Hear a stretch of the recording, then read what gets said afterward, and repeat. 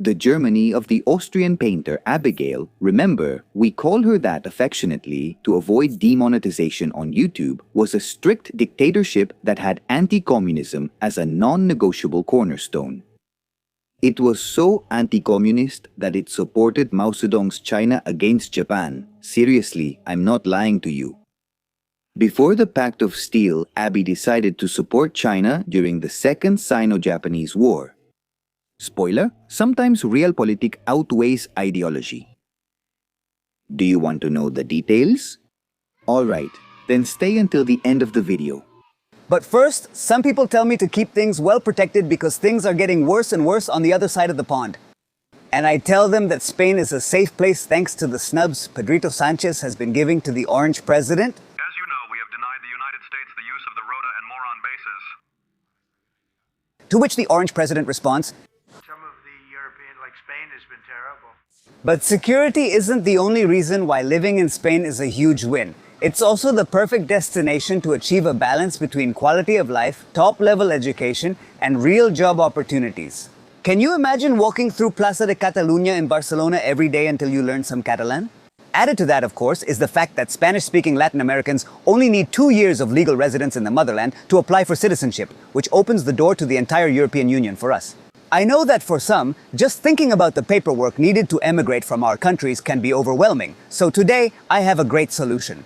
With Living Europe, you'll get top legal experts for your move to Spain or anywhere in Europe. Thinking about working or studying? Living Europe will review your case and assist you from your first consultation until you settle in the country. Scan this QR code or message the number I left in the description and first comment and mention El Mapa de Sebas and get your first appointment completely free.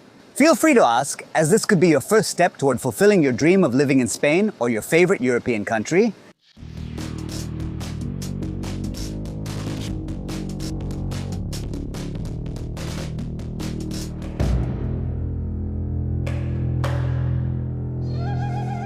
First, let's put things into context. That is, let's remember how turbulent the East Asian region was, perhaps comparable to the modern-day Middle East. It turns out that after World War I, Japan was not satisfied with the rise of the Western European powers.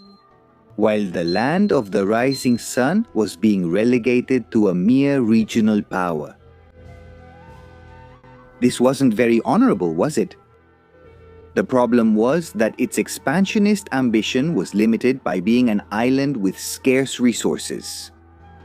What did the Japanese need? Iron, coal, and oil, which they could find in neighboring China. And what was happening in China?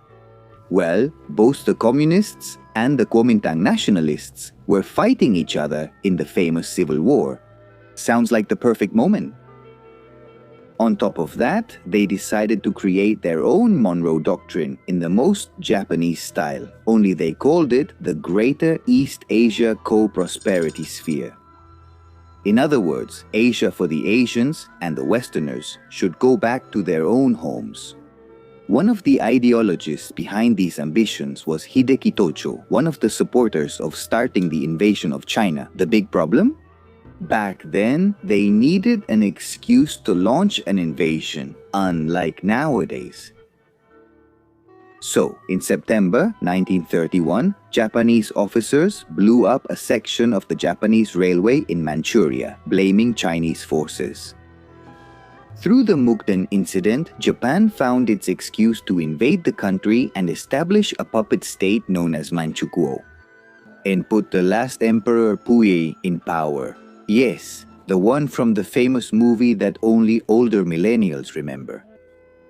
7 years later, Japan needed another excuse to escalate the war again.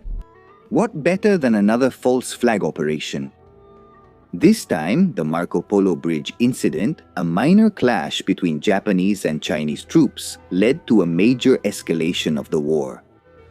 China's response: communists and nationalists who had been at war until then joined forces against a common enemy.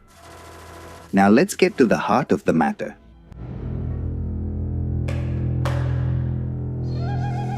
Let's move for a moment to Europe.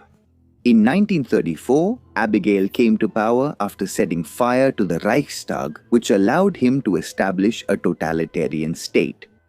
By the way, he also got rid of all his political rivals during the Night of the Long Knives.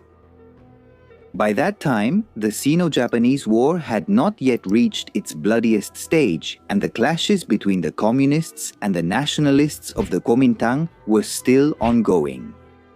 As expected, there were groups in Germany that chose to cooperate with Chiang Kai-shek's government in its fight against Maoism. It turns out that it wasn't just for ideological reasons, but also because they needed raw materials like tungsten, which was essential for hardening the steel used in armor and projectiles. Kai-shek, for his part, needed to modernize his army. German technology and military discipline were a good option, weren't they?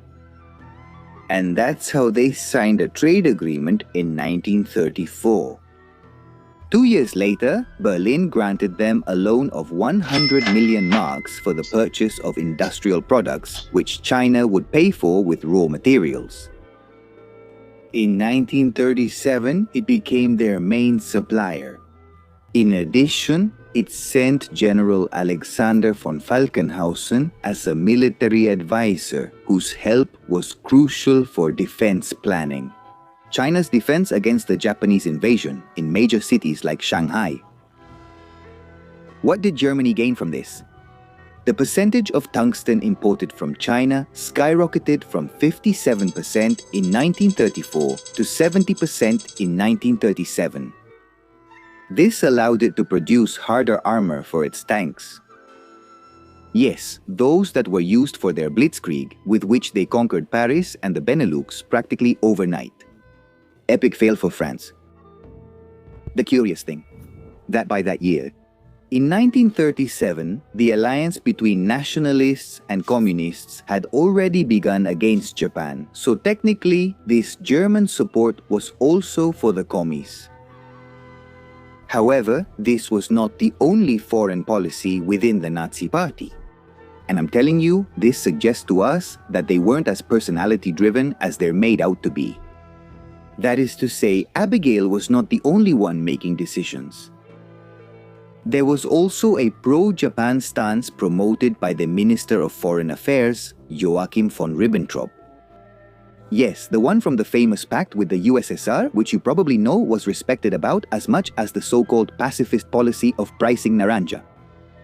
Ribbentrop saw Japan as an ideal strategic ally to contain the USSR in Asia.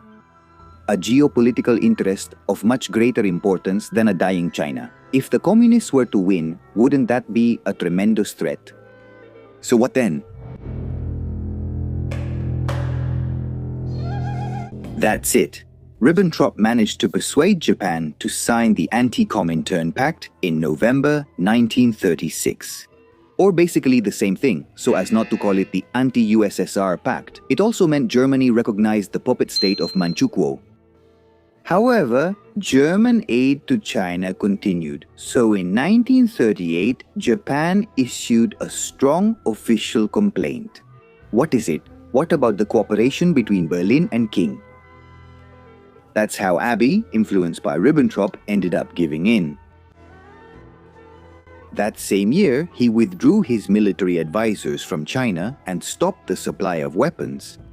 Thanks to this, relations between Japan and Germany were able to progress, and in May 1939, the Pact of Steel was signed between Mussolini, Abigail, and Emperor Hirohito. Thus, the Axis powers were formally established, and a few months later, they would start World War II. The curious thing is that technically, this did not make Germany and Japan allies, but rather co-belligerents. They never carried out a joint military operation, nor were there German troops fighting in Asia or Japanese troops in Europe. However, German support for Japan was not merely diplomatic. Berlin shared blueprints and advanced military technology such as the Me-163 fighter jets and the guided bomb, the B-1 flying bomb on which the Japanese built their own version called the Kawanishi Baika. In addition, Germany deployed the Monsoon Grouper, a fleet of 41 U-boats in the Indian Ocean, to attack Allied convoys. You know, the United Kingdom, the Netherlands, and France, who had colonies in Southeast Asia and who in turn supported China. In fact, the Indian Ocean is the only place where Germans and Japanese fought in the same theater.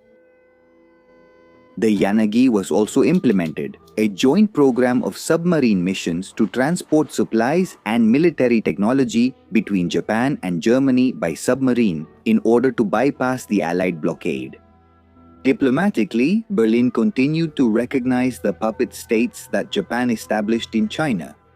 There's even a little photo of German diplomats with Wang Jingwei, president of the nationalist government of Nanking, affiliated with Japan.